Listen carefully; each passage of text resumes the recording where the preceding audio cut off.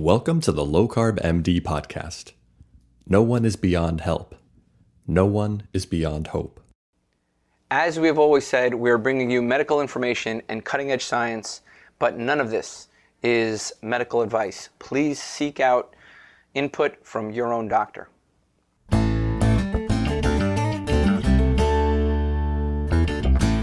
Welcome to the Low Carb MD podcast. Brian is going to be so upset he missed this one.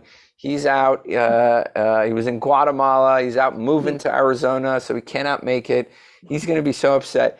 We have an amazing nurse practitioner here with us today, somebody who I've talked with for the past several years, and somebody I'm very fond of. It's Amanda Decker, and if you're not following her on Twitter, you should go follow her on Twitter. She is part of the SMHP. She's come out to several SMHP conferences. She's a metabolic health practitioner, along with being an MP for over 2 decades. She started at MTSU. She did her NP at Vanderbilt, and she's been in primary care and weight management for the past several years, basically since 2005. So coming on 2 decades in nursing. So, and honestly, entrepreneur, self-starter. I mean, we've talked throughout the years about, running a business, owning and building out practices. And it's just, it's nice to connect with you in this way. And now, probably one thing we should mention is now, putting on a low carb conference in Tennessee in August. You said August 26th, with some really cool people, Ken Berry, Eric Westman, and some other people, Craig Emmerich, yourself, obviously, and some others. So before we get started, I always ask this to people,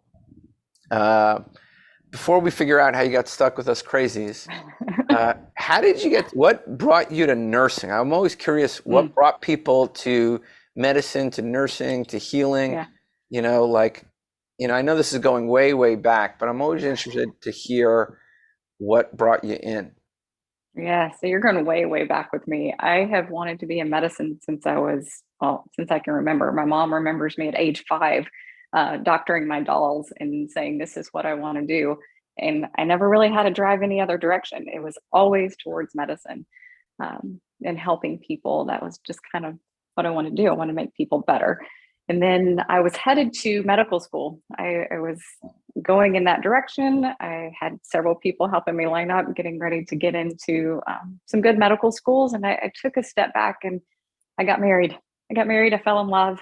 I've been married for 21 years at this point. That's a step forward. It was a step forward. Yes. I mean, it's been, I'm in an amazing relationship and I'm extremely spoiled. But when I got married, I was like, I don't want to be in school that long. I want to get out. I want to have a family, but I still have this drive to be in clinic and helping people. And at that point, 20 years ago, NPs were a thing, but they weren't as out there as we are now. There wasn't as many of us at the point. But I had someone at my church come and say, why don't you think about this? Think about going this direction. So I looked into it and dove in. I always knew that I wanted to be in clinic, like in a primary care setting. So I didn't do bedside nursing very long. I did it for just roughly about 6 months in the transition between one program to the next. But yeah, it's just been part of me from as far back as I remember. So, so you got started in medicine or nursing back in basically primary care in 2005. Okay, and you started weight management in 2015 or 18 or thereabouts, right? Yeah. So what was it like in those first sort of 10 years in primary care? And then, in general, I don't mean like, the particular practice you're working in, and I'm not talking about that. I mean, like, just generally speaking, what was it like to be an NP? Because honestly, 15 years ago, I know people who would have said, I'm not going to see an MP, right? And now I think it's commonly accepted, very common, like many people are very comfortable with it. I mean, you have a thriving practice. What was it like 2005 for the first 10 years of your practice? Well, I was very, very fortunate. I came out of school and worked for a doctor that I did my clinical rotations with. I basically took over remote practice for him. So this was a rule setting, and I was the only game in town. And so unless people wanted to drive a distance, I was it. And, they knew me from my student days, and then it transitioned easily over. It got a little tougher when I left that practice. They were bought out by a bigger health organization, and there was not as much respect. We were kind of treated second class with that one. So I moved to a different practice that was hands-on with the doctor. And I liked that. We learned a lot. The other NP and I learned a lot, but there was a lot of patients who was like, well, just let me see the doctor. I don't want to see you. Or, let me just give me what I want and walk out the door. I'll see the doctor next time. They got over that after I kind of stood my ground. It's like, hey, I know what I'm talking about too. And I can sit here and have conversations with you, and we can work on your health problems, and give me a little credit. And after they met me the first time and sat down, honestly, they kept coming back. And I think that was the big thing that people learned. If they met you the first time and you invested their time in you, I haven't had any trouble. And maybe that's just the rural area that I've worked in and the access to care. But yeah, I really haven't had issues with that. So, okay, you started out with like some adversity early on, and then sounds like you're working from one clinic to the next, a couple of years go by. And, what is your experience sort of with chronic disease at that point? I mean, there was no SMHP back then, there was no, and I was not low carb back then. I was not low carb at all. I was in mainstream medicine and oblivious to the fact that our bodies could heal themselves through nutrition and what we put in there. And, it's funny when I went into NP school, and my mom remembers this too. She goes, Amanda, you had this idea that you could go out and heal people, that you could step in and do something that was going to heal them and make them better.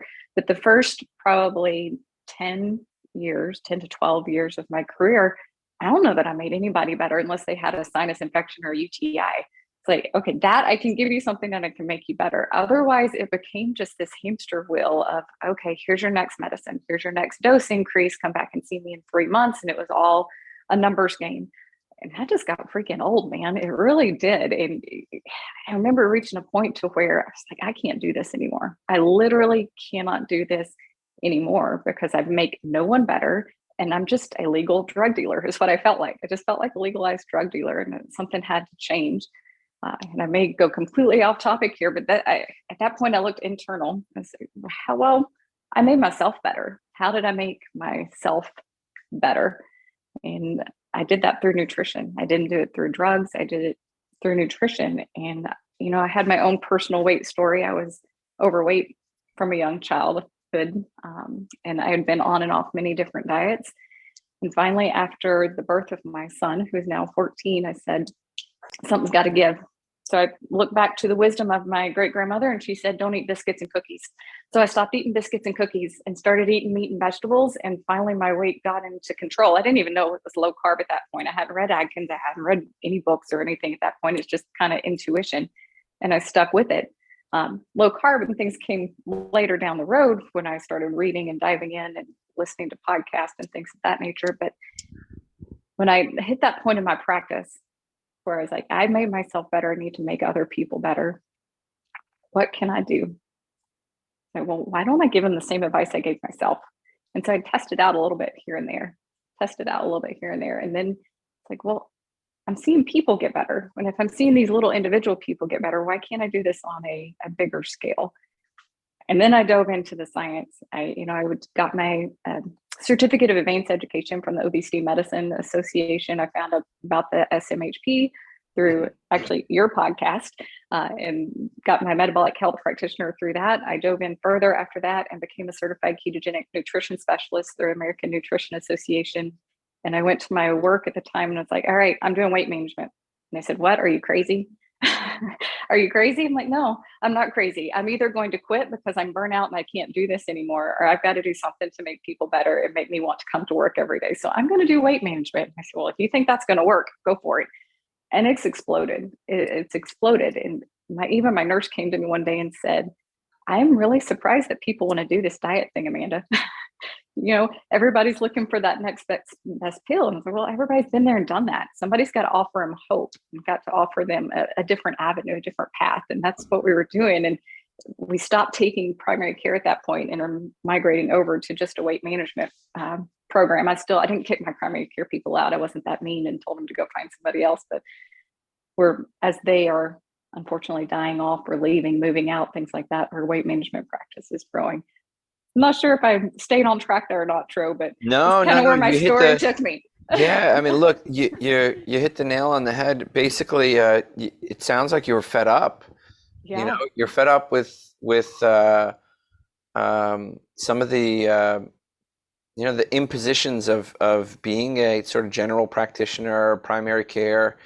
People come to you for guidance. At the same time, people come for you sometimes for easy fixes because that's what they think medicine is.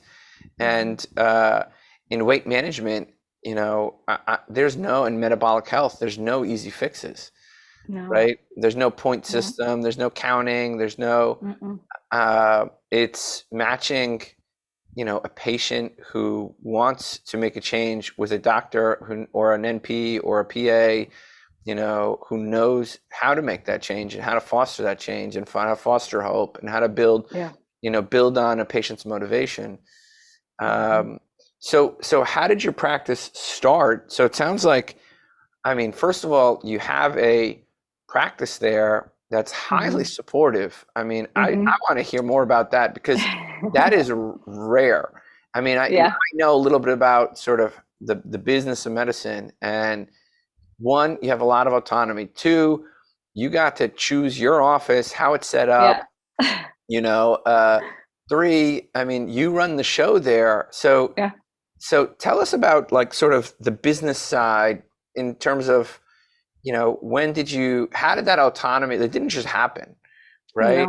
Walk us through that when you opened up that clinic. I know it's been a couple of years in that clinic. So when did that all happen?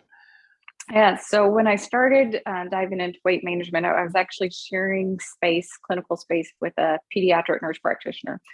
I don't know if anybody else has ever shared space or been to a pediatric office, but it's not necessarily, I loved the practitioner. I loved her staff, but her clientele and my clientele just weren't matching up. I had a patient come to in the clinic and say, Amanda, I can't do it. This 3-year-old came up and was tapping me on my leg and wiping boogers on me. And the mom just sat there. Said, oh, I can't do this. I can't do this. And so my practice was growing and I work for Dixon Medical Associates. I'm part of a multi-specialty group about an hour outside of Nashville. There was probably 10 NPs at the time. We're up to about 20 NPs. But I went to my CEO and I said, look, I'm doing great. You can see my practice is growing. I'm profitable. You can see that we're bringing in revenue, and I bill insurance. We have a cash pay system, but most people in this area have insurance and want to use their insurance. That model has worked out great for me. But I said, look, I'm making money and I'm growing. I can't grow here. I can't grow here. Let me go find a way to grow. And it's not normal for nurse practitioners to want to go out and find their way to grow within a health system. So they're, asking their companies and things to find them space. And I kind of took my boss back a little bit and just like, well, present me a plan. So I wrote out a business plan of what I would like to see. And she presented it to the shareholders or my company. And they said, well, she's been right on other things. Let's let her run with it and see what happens. It's her risk to take. If her business crashes and she doesn't make money, it's on her. So I formed a different business with my dad, who my parents have been extremely supportive of me throughout my whole journey. But we bought a building and it was a carpet gallery. It was a mess. It was nothing like it is now, but it was a great location in town and it had a lot of space for me to expand. So we came in and tore out the inside and renovated. I designed my clinic space to be how I wanted it.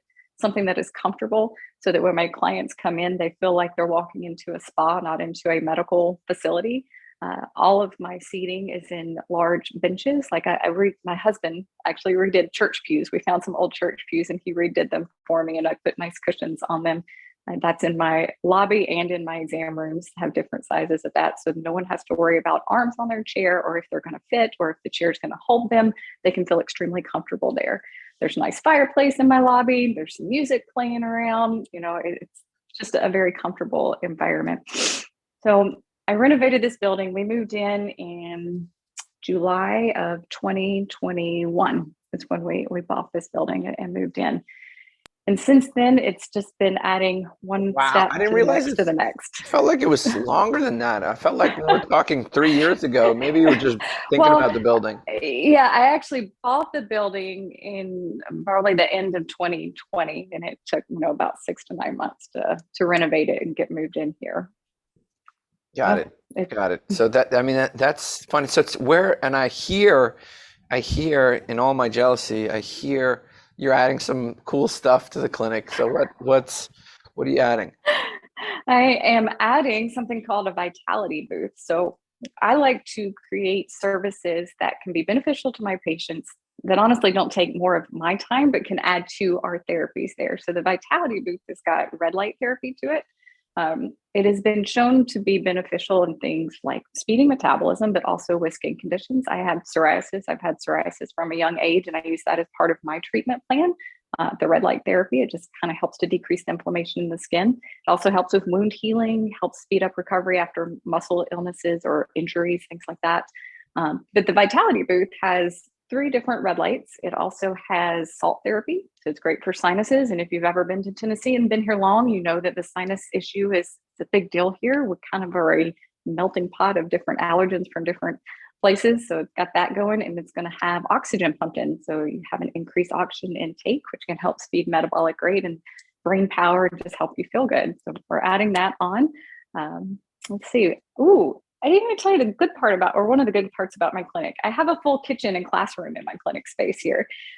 So one of my goals when I moved in was not just to help the patient in an individual patient room, but in a group setting, they could come in and learn how to cook and prepare a meal or talk about going grocery shopping or whatnot. So I have a whole classroom in the back of my clinic with full kitchen.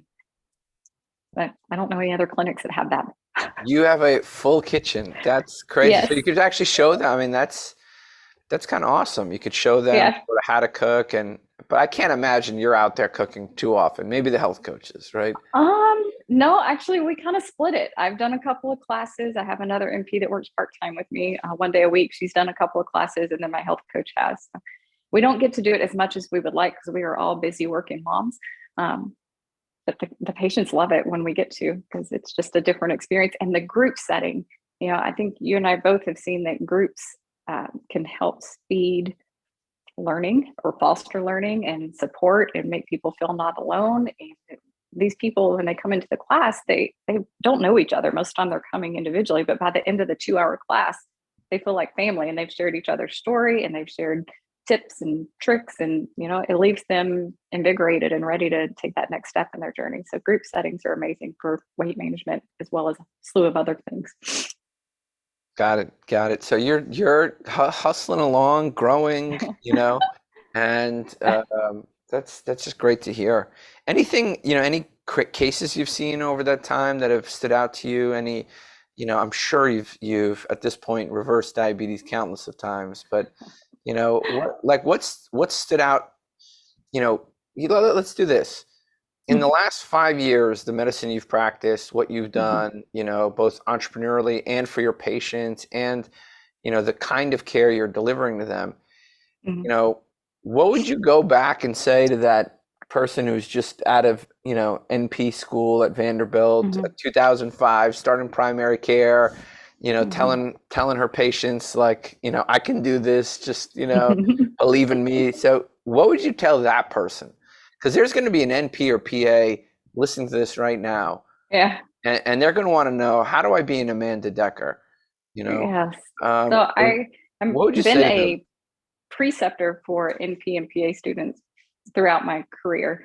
The last couple of years, it's looked a little different because they come in and they look at me like I got 5 eyeballs when they're listening to the nutritional advice that I'm giving people and how I manage things. But by the time I leave, most of them, or by the time they leave, I'm not going anywhere. By the time they leave, they're saying, I didn't even know this was possible. I didn't know that reversing diabetes was possible. I didn't know that putting things like Crohn's disease and ulcerative colitis in remission was possible. I didn't know that you could treat psoriasis this way. And I knew that people could lose weight, but I thought they could only do that by counting a calorie and feeling like they're starving all day long. So they left with a great education. When they're here, I'm like, look, you got to learn this way for the boards. this is what you got to learn for the board. You got to take the test. You got to do what you got to do. But know that you have other options. And yeah, if you want to get stuck in the rat race and just focus on money and do one pill after another and keep bringing your patients back to you basically because you're not healing them, that's fine. But you're going to burn out, and you're going to burn out quick, and you're not going to get sick of it because you're not. We all get into healthcare because we want to help people. We have that drive. We don't want to see people suffer and harm. I don't know of any practitioner that ever said, let me get into this because it's good money and I could care less what happens to my patient. All of us at some point have had some sort of drive to help people. I tell the students, if you want to not get to that point where you're ready to quit and go find a second career, then you have to invest from the beginning and unlearn everything that you were taught in school, or things that you weren't taught at all. I had zero nutrition in my wonderful career at Vanderbilt. I had absolutely zero nutrition. I was also told that I would never start a patient on insulin, that all those would go to endocrinologist. And I was also told I would never treat depression. And when I was in school 18 years ago, and none of those things are happening. So unlearn everything that you learned in school. Take your basics, know your meds, but then do your own research. Do your own research and pick what works for you. And, you know, I have to actually say thank you to you and to Brian too, because when I started low carb, I was scared to do it with my patients because it was against the norm. It was against guidelines, for lack of better words. It was just against everything that everybody else was being told. But when I heard you guys, it gave me the power to say, all right, I'm not the only one out here that is this way and is seeing how this is changing. And I can't unsee what I've seen. And I have to tell it to you. And now it's your choice to whether or not take it or run. So that NP student, I'm telling the same thing. See it in my clinic, see it for real, know that it's possible, and move from there. And you decide what you want out of your career, and don't let anybody else tell you different. Yeah, I mean, I can't tell you how powerful that is. It's, you know, you can make a difference. I think that's it, you know, that you can make a difference. So you've been, I mean, that's so inspiring. I mean, it's absolutely inspiring. So tell me, how do you go from, okay, walk me through, so it's NP, traditional care, independent care, metabolic care, you know, now red light therapy, and then, you know, I'm a little jealous. I want my sauna and my cold plunge, right? I want my sauna and my cold plunge. I'm not doing that cold plunge stuff, man. More power to you. I have to draw the line somewhere. I do not like being cold. It's not happening. Let me tell you, if I had hair, I wouldn't do it. So I don't blame you. If I had hair, I wouldn't do it. I got plenty. I can donate. Yeah. Now we got to go to the bald jokes.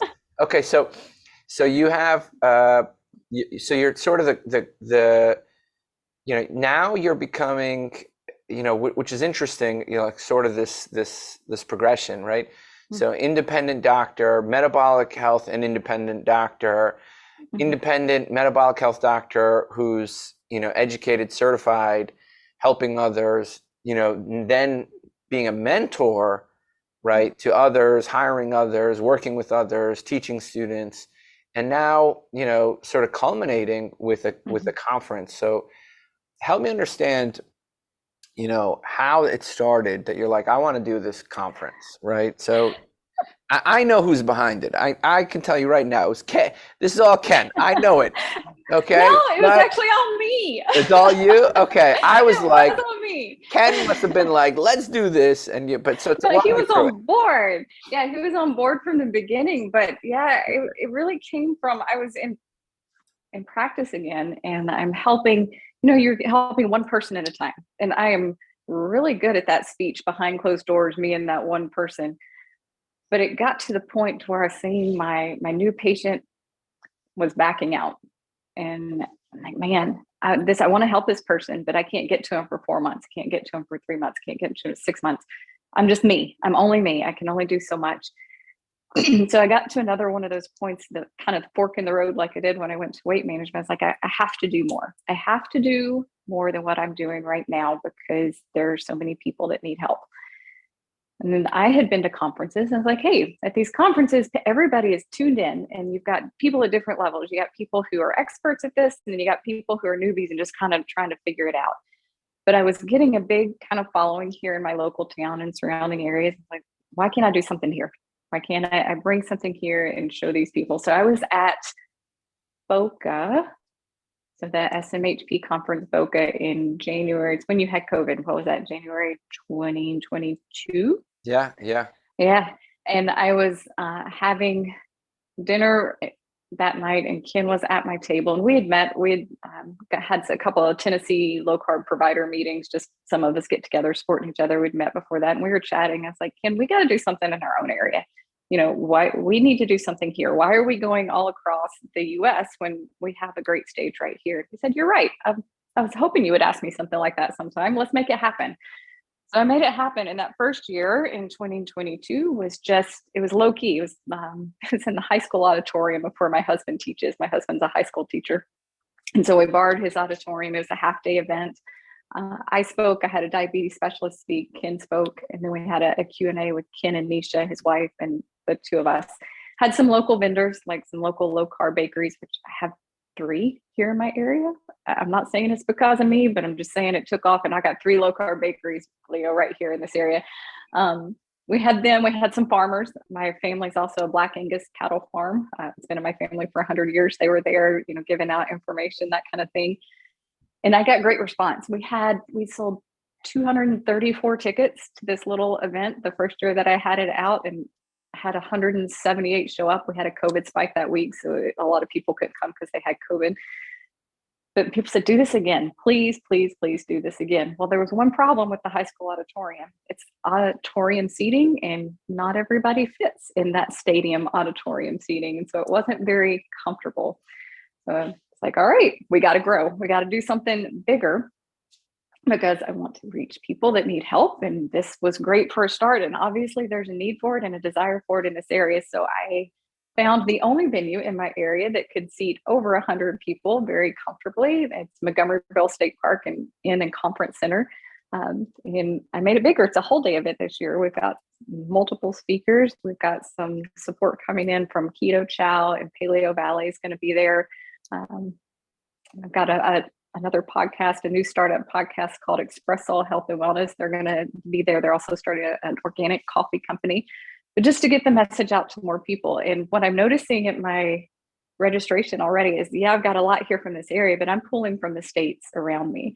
I'm seeing people from Kentucky and Alabama and Georgia and North Carolina that are coming to this event. And it's been exciting. It's been really exciting to meet people who are interested and want help and want to have more information, and just have those one-on-one little conversations with them. So it's been worth it. With the amount of time it's taken to do it, it's well worth it. And we're going to have a virtual option this year. Hopefully that we'll get that up and running by the time this airs. We'll have it to where people can get a virtual option, and anyone who wants to watch it from anywhere in the world will be able to do that. And I know it's not easy to do. These things are very hard to pull off, hard to organize. Yeah. And so kudos to you to try to spread sort of that message of metabolic health. Our goal at the SMHP eventually, we're actually working on getting accredited so that we can even give you some CME. Maybe your talk is CME talk. Maybe Ken's talk is a CME talk. And actually getting each of these small, any size conference, right? From small to big, some CME, right? So you can get some healthcare providers there, all those NPs that you're, tutoring and training, the students that are coming in with you.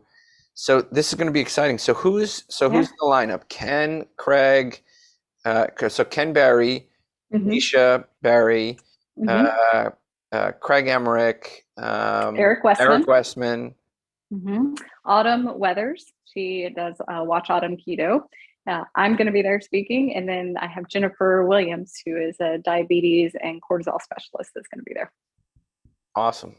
It sounds like it's going to be awesome. Any topics of focus and is this catered to the average person? Who's the audience you're trying to reach?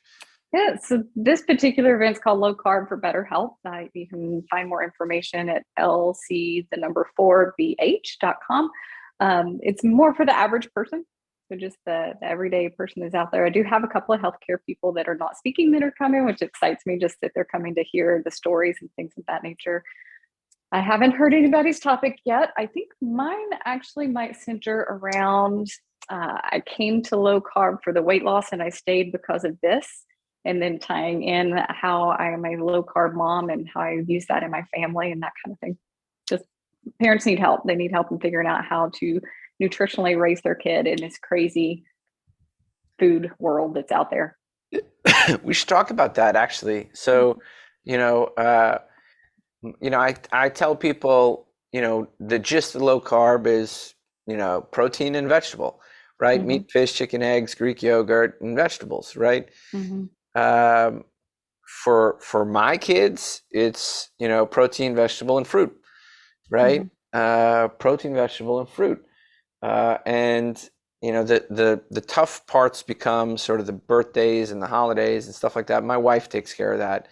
So how do you approach, sort of for the family? How do you approach low carb metabolic health diets for the family?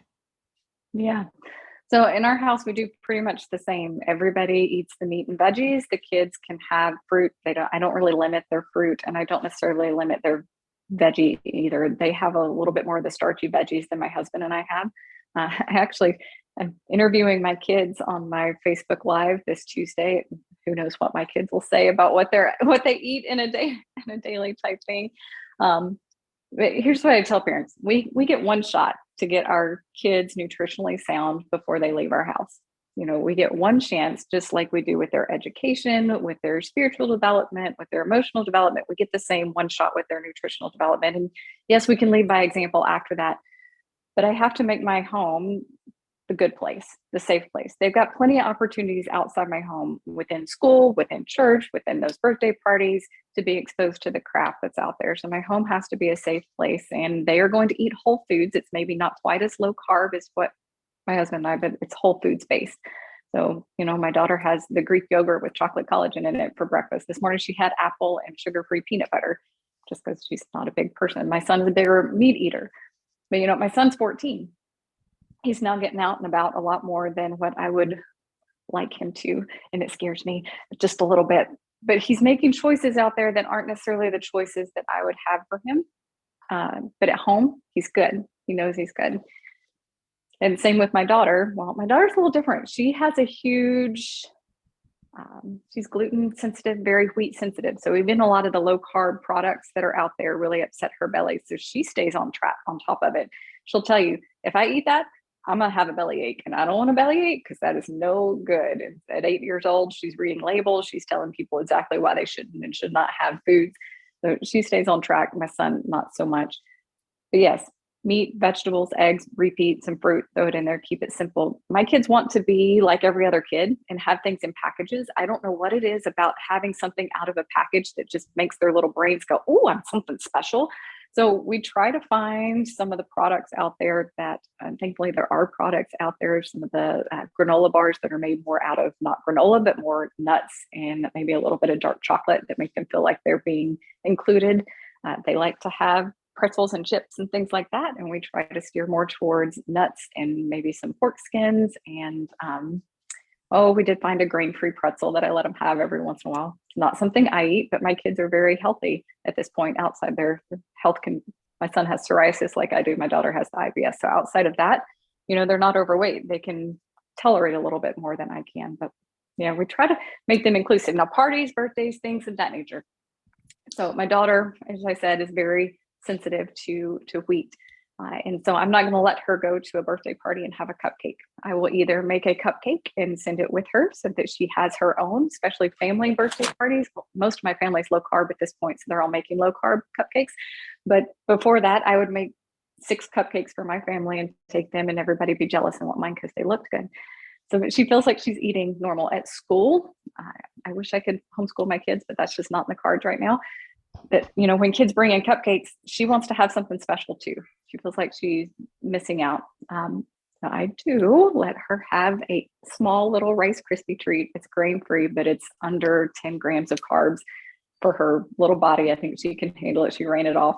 And she gets that when someone's having a birthday, a special thing, because I can't make low carb treats and I don't know when everybody's birthday is in school. I can't keep up with that. So she has something there that is good for her.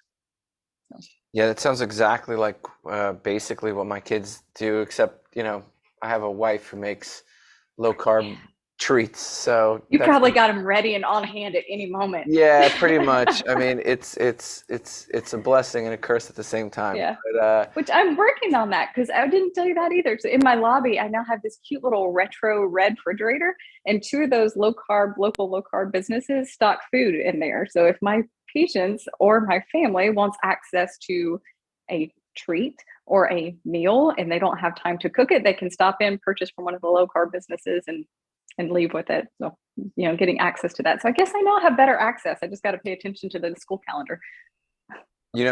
People need easy access to real foods. And if, the thing is these sort of replacements and stuff like that, they need to be very few. It's just keep it, keep it low and limited. It sounds like you've got a great recipe for family health there.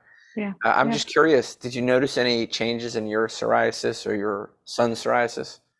Yeah. So Griffin in particular, I can tell if he's cheated too many times in a row, because he will get some splotches that will come out. I've had psoriasis since I was 5. At one point, 80% of my body had some amount of plaque on it. Today, I can tell you I've had a small little flare. I've got a little patch in the back of my scalp right now and one on my abdomen. I at one point was on the biologic therapy. I was on Stelara, and it's one of those that suppresses the immune system. It did work at knocking back my psoriasis. And I went on it. I was low carb. Things did improve a little bit, but I was still very self-conscious. And so I went on that product. When the pandemic hit, when COVID hit, I took a step back and I was like, wait, I got people counting on me. I don't want to be taking something that's suppressing my immune system when I'm actively out there working the COVID clinic and, seeing patients in the office. I can't stay on this medicine, but I don't want to have this psoriasis flare come back up. For the first time in my life since I was 5, I finally had skin that I was proud of and that I didn't want to cover up and wasn't ashamed of. And I could scratch my head without worrying about flakes going everywhere. And so I got stricter and I cut out every single grain. So not even those low carb keto fake products that have, wheat still in it, but have higher fiber. I didn't have the occasional one-off oatmeal. I read every single label. I went absolutely sugar-free, except for maybe some berries. And I stopped the product. And that's almost 4 years later at this point, I've not had a flare other than during a stress time, or recently I thought it was a smart idea to try a green shake. I don't know why. It said clean and healthy. And I said, my patients say this stuff is good. And I'm a sucker for punishment, man. If my patients want me to try something, I'm like, all right, I'll try it and see. Those green shakes are like cadmium. They're like heavy metal shakes. That's what they should be called. Yeah, this one wasn't quite it was not bad. I thought it was a pretty clean one. And I tried it for 3 weeks, and then all of a sudden I got these spots that came out. Forget this mess. I don't understand. Not doing it. I just don't understand the purpose of a green shake. What do you think? I don't get it. What do you think you're getting? There's very limited data of any benefit. It's got tons of, even Athletic Greens was which is supposed to be the premier one. It had Consumer Reports did an analysis of what's in it, and it wasn't always the cleanest. So I just lost my mind for a short minute. So now I'm carnivore again for a little bit. Occasionally, every time I get a flare, I go on what I call a meat cleanse, and I go strict carnivore, then beef, bacon, butter, and eggs for a couple days, and I'm fixing to bring in other meats. It's already improving. I have the smartest patients too, who are these are brilliant people. Who are like, oh, I do a green shake. I'm like, well, what? I'm taking a green shake. I'm like, for what? Yeah. For what? Just go eat greens. Go eat Anyway, so you hit a sore spot for me, because I'm with you. I'm like, why? Because some of them swear, they're like, I swear by my green shake. It's like, well, but you know what? Every time they come off it, I'm like, do you feel any different? They're like, no. Okay, great. I do that with all supplements. I tell patients, and we offer there's something called a MIC-B shot, which is B12 and some amino acids and things like that. I don't think it's necessary if you're eating a good, well-rounded, low-carb diet, but some people swear by it and say it gives them energy and helps them feel better, and it's not going to hurt you. But my general rule with all supplements is try it for 30 days. If you really, really want to try it for 30 days. I don't think it's necessary if you're eating the food you're supposed to. But at the end of 30 days, if you don't really notice any great improvement, then quit wasting your money. It is not worth it. 100%. Okay. I'm gonna say was amazing. It was amazing to catch up with you. It's always a pleasure to catch up with you. How do people, well, give us some parting words of advice, some parting wisdom, and how do people find you, find the conference? How do they reach you, and how do they reach the conference? Yeah, so my parting words of advice is you're in control of your own health and your own journey, and don't let anyone or anything distract you or tell you differently.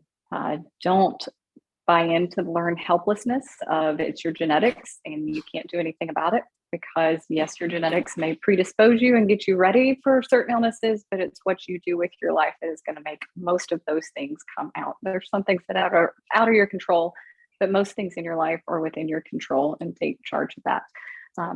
Number one thing is find your trigger foods and avoid your trigger foods. And food addiction is real. And please, please don't buy into the idea of moderation. It's a bunch of BS and it's not going to get you anywhere. And we talk about that a lot on my social media, just the food addiction aspect. And so if we can help you, watch our stuff, hopefully it'll help.